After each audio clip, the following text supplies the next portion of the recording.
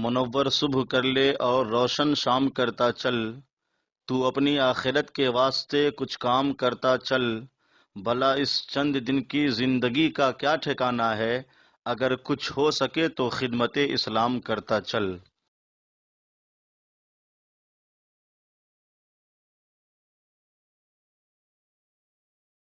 سورہ بقرہ کے 5ویں رکوع کا آغاز ہے اور یہ پہلے پارے کا بھی 5واں رکوع ہے۔ سورہ بقرہ کی آیت نمبر 40 میں اللہ رب العالمین ارشاد فرماتا ہے،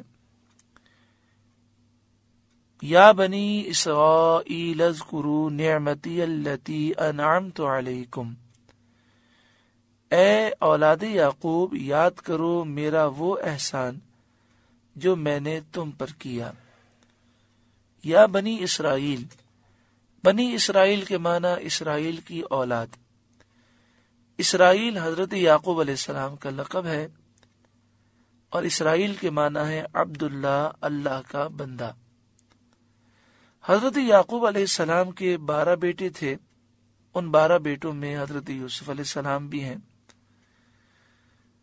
پھر یہ 12 بیٹوں کی اولادیں 12 قبیلوں میں تقسیم ہو گئیں، انہیں بنی اسرائیل کہتے ہیں۔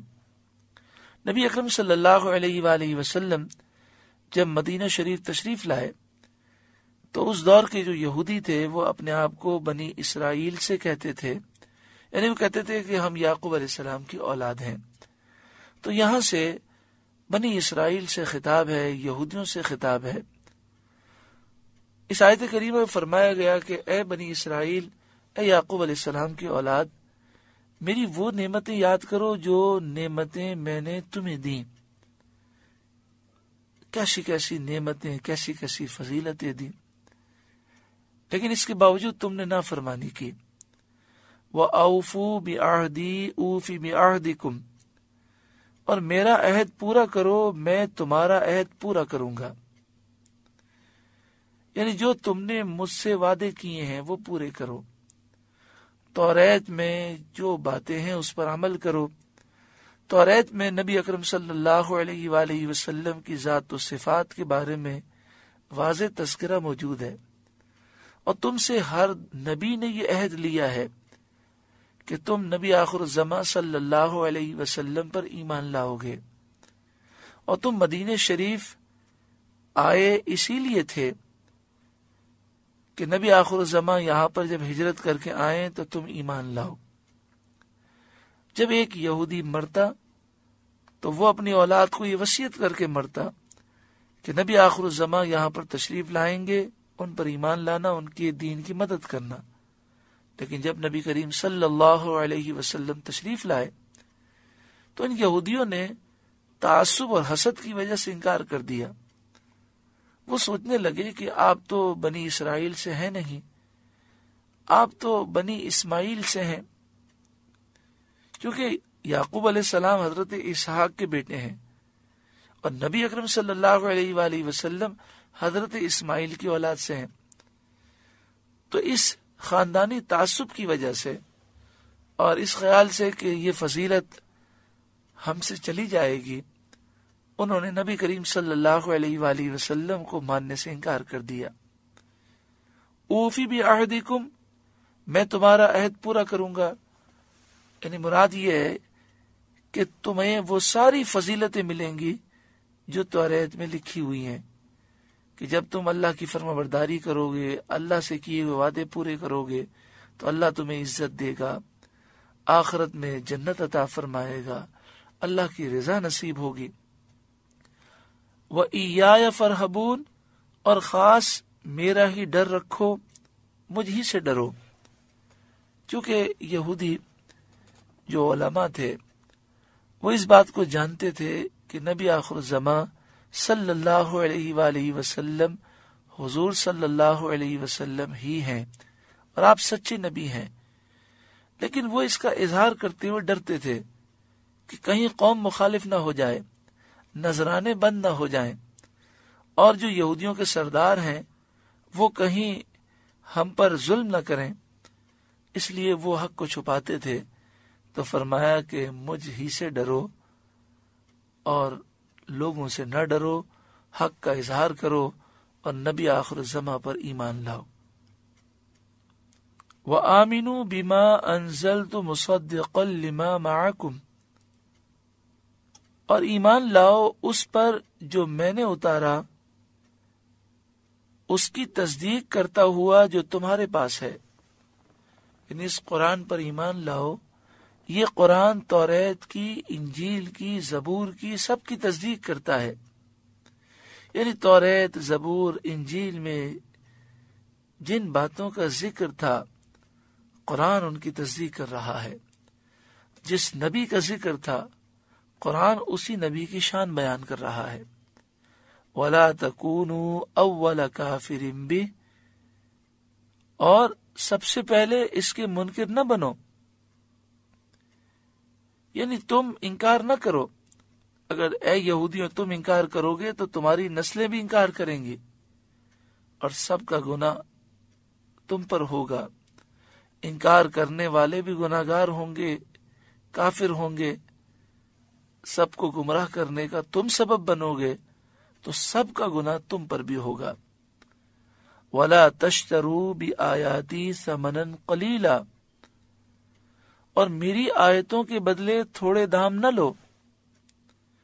یعنی یہودی سرداروں کو خوش کرنے کے لیے یہودی علماء حق چھپاتے تھے۔ مثلا کوئی یہودی سردار آتا، وہ پوچھتا یہ بتاؤ کہ یہ نبی آخر الزماں جو تشریف لائے ہیں یہ سچے نبی ہیں؟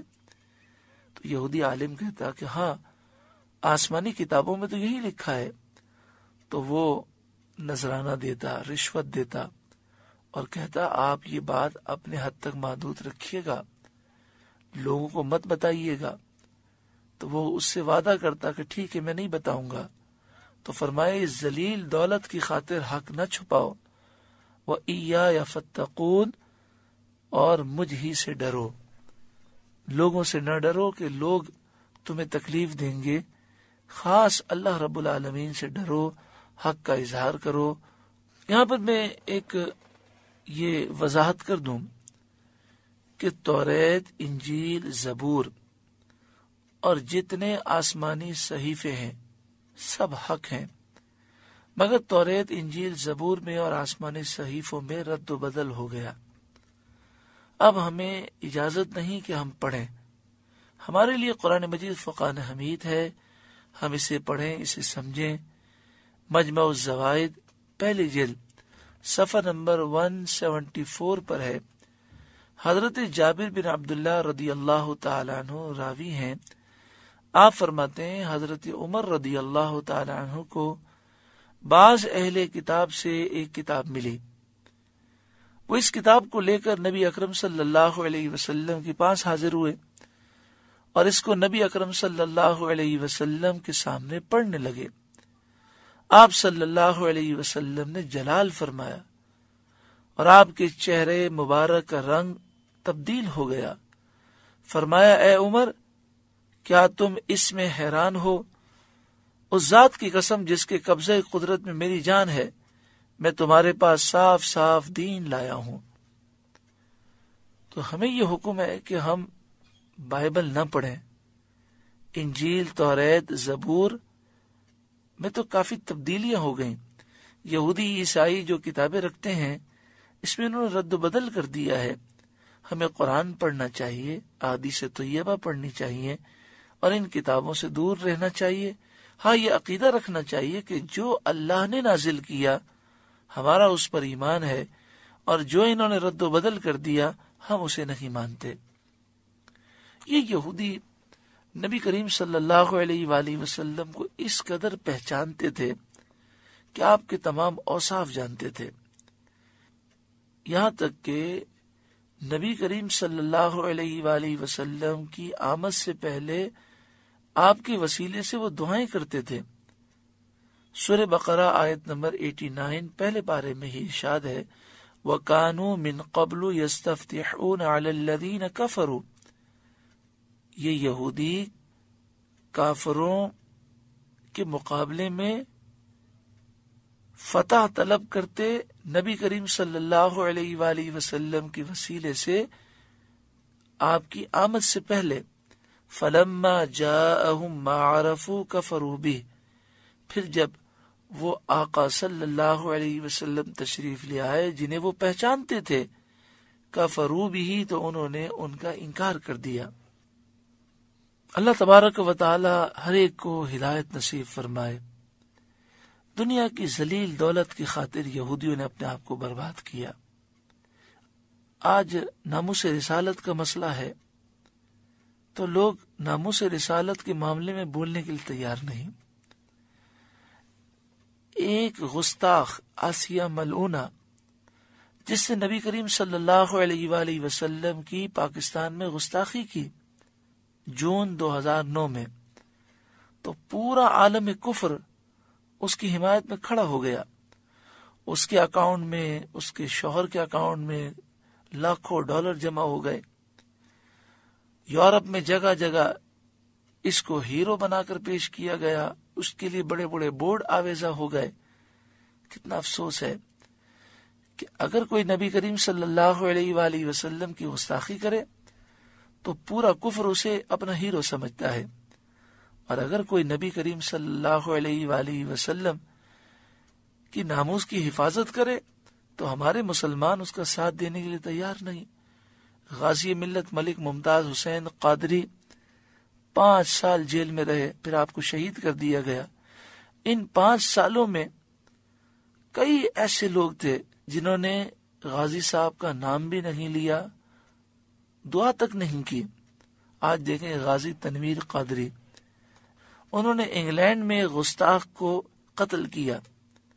یہ گستاخ بھی تھا، اس کے علاوہ انگلینڈ کے قوانین کا مجرم بھی تھا، بہت برا شخص تھا. لیکن جب اس نے گستاخی کی تو انگلینڈ کی گورنمنٹ نے اسے ایک ایسا انعام دیا جس کی مالیت پاکستانی مالیت میں 2016 کی بات کر رہا ہوں، پاکستانی کرنسی میں اس کی مالیت 20 کروڑ روپے بنتی ہے. یعنی اسے ایک اعزاز سے نواز دیا کہ چونکہ اس نے نبی کریم صلی اللہ علیہ وآلہ وسلم کی گستاخی کی ہے. اور غازی تنویر قادری دامت برکاتہم العالیہ کا نام لینے کے لیے لوگ تیار نہیں. انگلینڈ کے بعض مولویوں نے غازی صاحب کے خلاف فتوے لکھے صرف دنیا کی ذلیل دولت کی خاطر. یہ یہودیوں کا طریقہ اگر مسلمانوں میں آ جائے اور ہم دنیا کی ذلیل دولت کی خاطر حق کو چھپائیں اور باطل کا ساتھ دیں تو پھر بربادی اور تباہی ہے.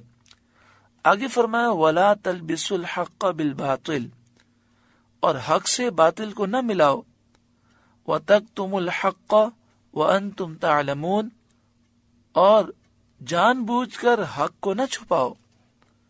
حق کو چھپانا بہت بڑا جرم ہے. ترمذی شریف حدیث نمبر 2649، حضرت ابو ہریرہ رضی اللہ تعالی عنہ سے روایت ہے، رسول اللہ صلی اللہ علیہ وآلہ وسلم نے ارشاد فرمایا، جس شخص سے کوئی ایسی بات پوچھی جائے جس کو وہ جانتا ہو، پھر اس کو وہ چھپائے یعنی نہ بتائے، تو قیامت کے دن اس شخص کو آگ کی لگام ڈالی جائے گی. میں آپ سے پوچھتا ہوں کہ اگر کوئی ایک عالم دین سے پوچھے کہ بتائیے غازی تنویر قادری نے جو کام کیا صحیح کیا، اور وہ آئیں بائیں شائیں کرے، گول مول باتیں کرے، تو کیا یہ حق کو چھپانا نہیں ہے؟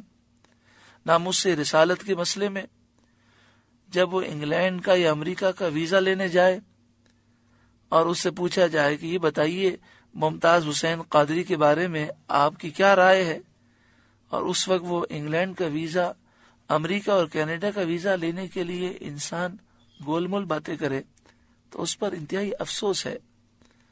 اللہ تعالی ہمیں حق پر قائم رہنے کی توفیق عطا فرمائے.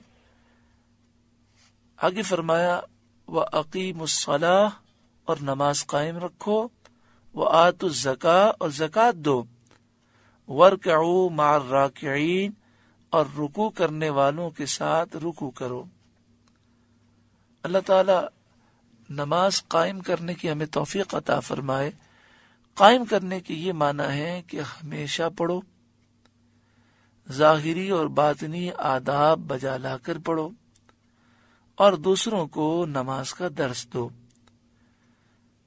وَارْكَعُوا مَعَ الرَّاكِعِينَ، اور رکوع کرنے والوں کے ساتھ رکوع کرو، یعنی جماعت کے ساتھ نماز ادا کرو۔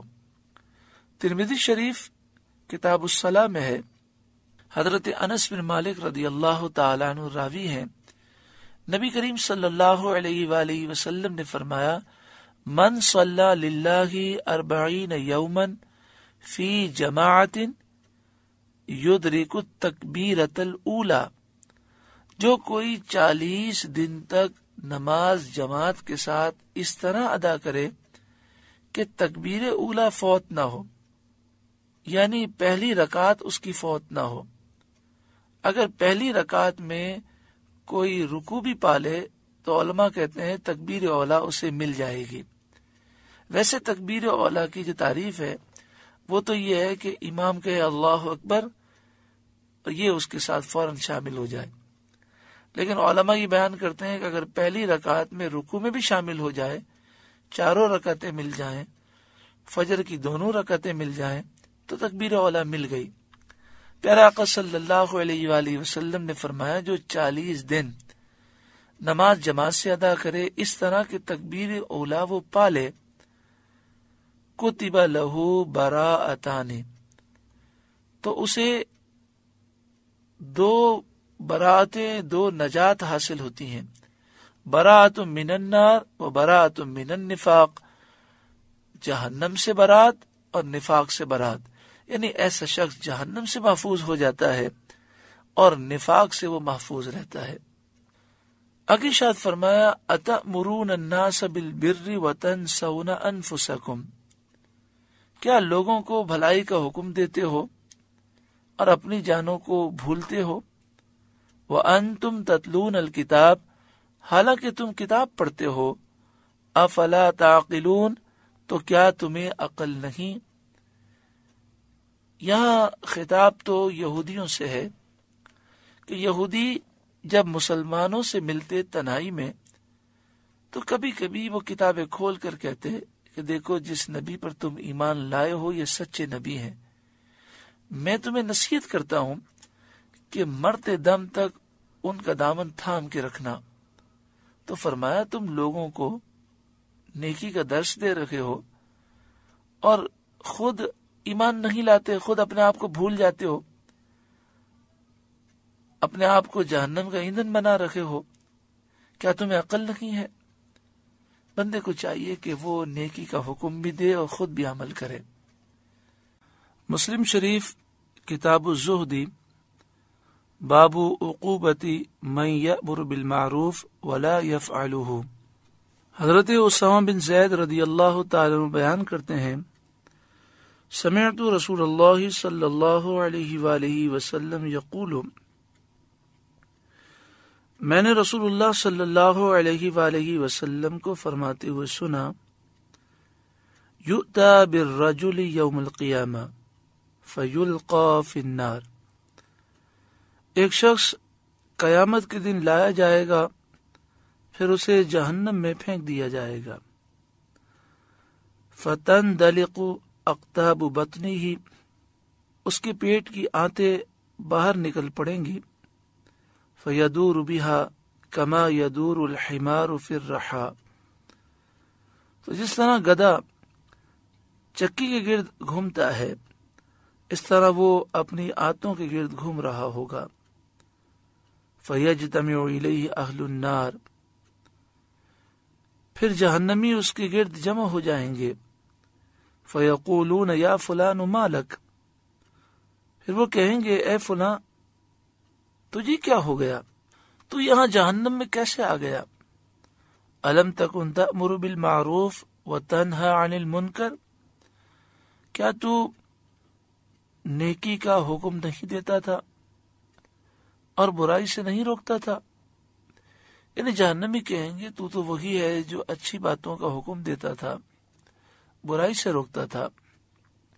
فیقول بل کنت آمر بالمعروف ولا آتیہ، وہ کہے گا ہاں میں نیکی کا حکم دیتا تھا اور برائی سے روکتا تھا، لیکن میرا معاملہ یہ تھا کہ میں نیکی کا حکم دیتا تھا اور خود نیکی نہیں کرتا تھا، وَأَنْهَا عَنِ الْمُنْكَرِ وَآتِيهِ، اور برائی سے روکتا تھا اور خود برائی کرتا تھا۔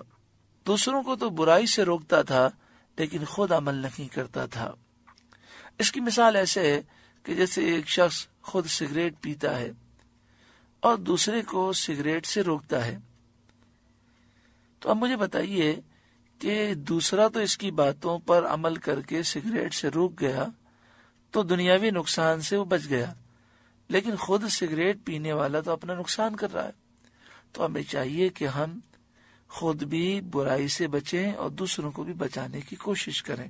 آگے ارشاد فرمایا وَاسْتَعِینُوا بِالصَّبْرِ وَالصَّلَاةِ، اور صبر اور نماز سے مدد چاہو۔ اس کی معنی یہ ہے کہ جب بھی پریشانی ہو اللہ کی عبادت کرو، نماز پڑھو اور صبر کرو، اس کی برکت سے اللہ تعالیٰ پریشانیاں دور فرما دے گا۔ پیارے آقا صلی اللہ علیہ وآلہ وسلم کے متعلق امام ابو داؤد نے یہ بات لکھی، ابو داؤد شریف حدیث نمبر 1319، رسول اللہ صلی اللہ علیہ وآلہ وسلم کو جب کوئی مشکل معاملہ پیش آتا تھا تو آپ نماز ادا فرماتے۔ جامع البیان حدیث نمبر 852، حضرت عبداللہ بن عباس رضی اللہ تعالی عنہما کو سفر کے دوران اپنے بھائی کے انتقال کی خبر ملی۔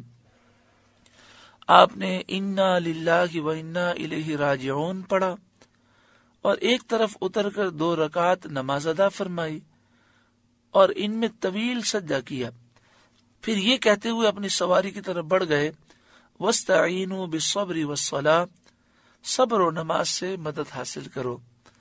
یعنی آپ نے یہ آیت کریمہ پڑھ کر درس یہ دیا کہ میں نے اس آیت کریمہ پر عمل کیا۔ کیسی بھی پریشانی ہو 2 رکعت نفل حاجت کی نیت سے پڑھیں۔ پہلی رکعت میں سورہ کافرون سورہ فاتحہ کے بعد پڑھیں اور دوسری رکعت میں سورہ فاتحہ کے بعد سورہ اخلاص پڑھیں۔ سلام پھیرنے کے بعد اول آخر 11 مرتبہ درود پاک پڑھیں اور حسبنا اللہ و نعم الوکیل 450 مرتبہ پڑھیں اور دعا کریں، انشاءاللہ ہر پریشانی دور ہو جائے گی۔ آگے ارشاد فرمایا وَإِنَّهَا لَكَبِيرَةٌ إِلَّا عَلَى الْخَاشِعِينَ، اور بے شک نماز ضرور بھاری ہے مگر ان پر بھاری نہیں جو دل سے میری طرف جھکتے ہیں۔ یعنی جس کے دل میں اللہ کا خوف ہے وہ نماز پڑھنے میں لذت محسوس کرتا ہے، اور جس کا دل ان چیزوں سے محروم ہے اسے نماز بوجھ محسوس ہوتی ہے۔ اللہ کی طرف جھکنے والے کون ہیں؟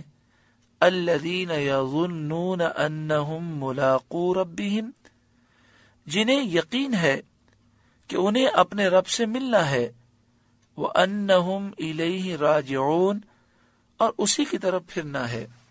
یعنی جنہیں اس بات کا یقین ہے کہ رب العالمین کی بارگاہ میں حاضر ہونا ہے اور رب کی طرف ہمیں جانا ہے، تو وہ اللہ کا خوف رکھتے ہیں۔ جب نماز پڑھتے ہیں تو ان کی نمازوں میں لذتیں ہوتی ہیں، خوش و خضوع ہوتا ہے، پھر نماز ان کے لیے بھاری نہیں ہوتی۔